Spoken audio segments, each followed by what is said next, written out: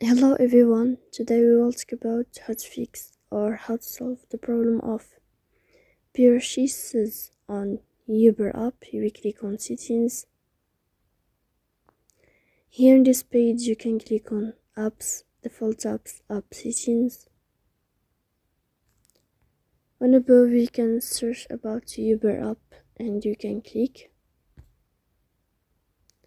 Then you can click on first stop and you can click OK.